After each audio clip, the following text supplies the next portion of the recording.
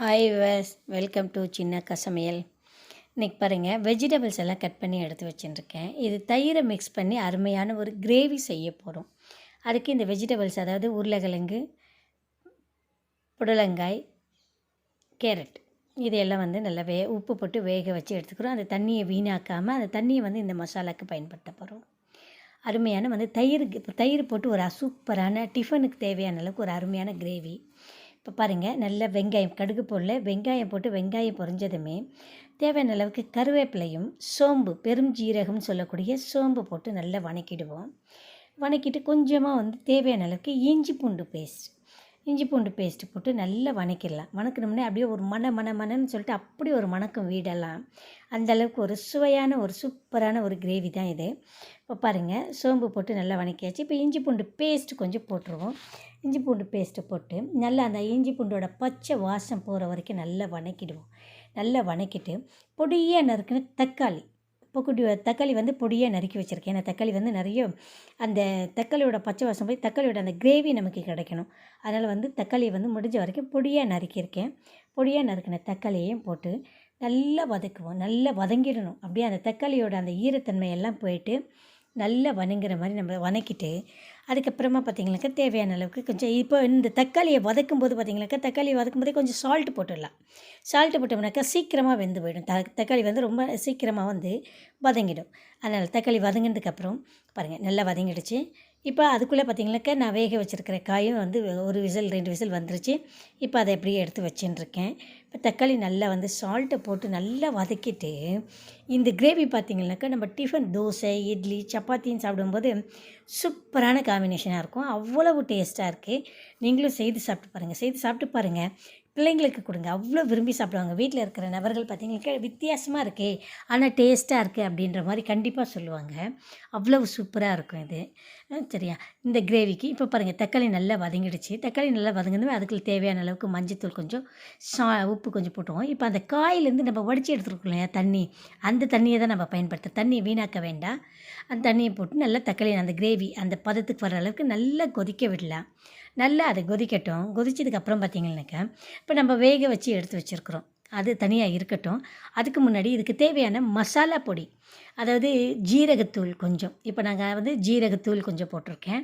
அடுத்து பார்த்திங்கன்னா மல்லித்தூள், அந்த குழம்பு நமக்கு திக்னஸாகவும் டேஸ்டியாகவும் கிடைக்கிறதுக்காக கொஞ்சம் மல்லித்தூள் கொஞ்சம் போட்டிருக்கேன். மிளகாத்தூள் நான் அதாவது சிக்கன் மசாலா, மிளகாத்தூள் போடல, வெறும் சிக்கன் மசாலா மட்டும் போட்டிருக்கேன்.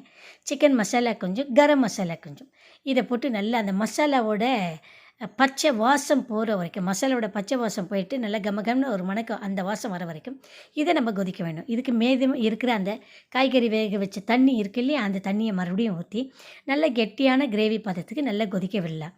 நல்லா கொதிக்கட்டும். அந்த தண்ணியும் இருக்கிற வரைக்கும் நல்லா கொதிக்க விட்டுட்டு அதுக்கப்புறமா தான் நம்ம தயிரை பயன்படுத்த போகிறோம்.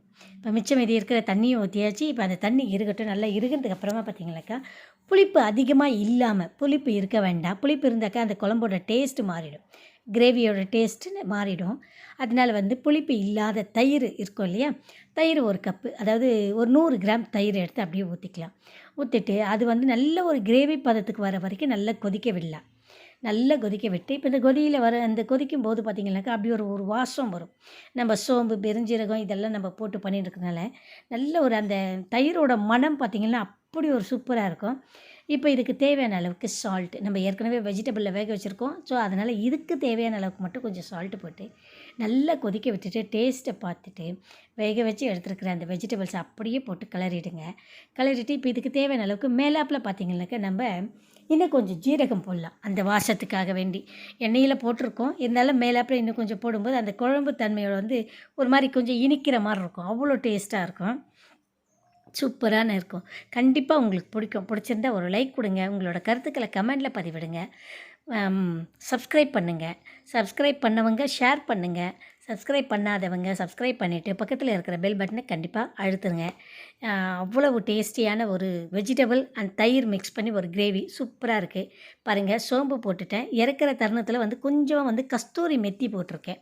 கஸ்தூரி மெத்தி அப்படியே மேலாப்பில் தூவிட்டு நல்லா கிளறி விட்டுட்டு கொத்தமல்லி எடுத்து அலம்பி வச்சுருப்போம் இல்லையா, கொத்தமல்லி கொஞ்சம் புதினா, கண்டிப்பாக புதினா இன்னும் கொஞ்சம் கூடுதலான சுவையையும் மணத்தையும் கொடுக்கும். ஸோ அதனால் கொத்தமல்லி கொஞ்சம் புதினாவை அப்படியே மேலாப்பில் தூவிட்டு கொஞ்சம் நேரம் அப்படியே வந்து டம்மில், அதாவது மூடி வச்சுட்டு பரிமாறுங்க. எந்த டிஃபன் ஐட்டமாக இருந்தாலும் சாப்பாட்டுக்கே கூட இது சூப்பராக இருக்கும். அவ்வளவு டேஸ்டியான அருமையான வெஜிடபிளை வச்சு தயிர் போட்டு ஒரு கிரேவி செஞ்சுருக்கேன். கண்டிப்பாக உங்களுக்கும் பிடிச்சிருந்தா ஒரு லைக் கொடுங்க. உங்களோட கருத்துக்களை வந்து எனக்கு கமெண்டில் பதிவிட்டுட்டு, சப்ஸ்கிரைப் பண்ணவங்க ஷேர் பண்ணுங்கள், சப்ஸ்கிரைப் பண்ணாதவங்க சப்ஸ்கிரைப் பண்ணுங்கள். மறக்காமல் பக்கத்தில் இருக்கிற பெல் பட்டனை அழுத்த மறந்துடாதீங்க. அருமையான ஒரு தயிரில் வெஜிடபிள் கிரேவி பண்ணியிருக்கேன். சூப்பராக உங்களுக்கும் பிடிச்சிருந்து. ஓகே, அடுத்த பதிவில் இதோட பெட்டராக இன்னும் சூப்பராக பார்க்கலாம். ஓகே, நன்றி.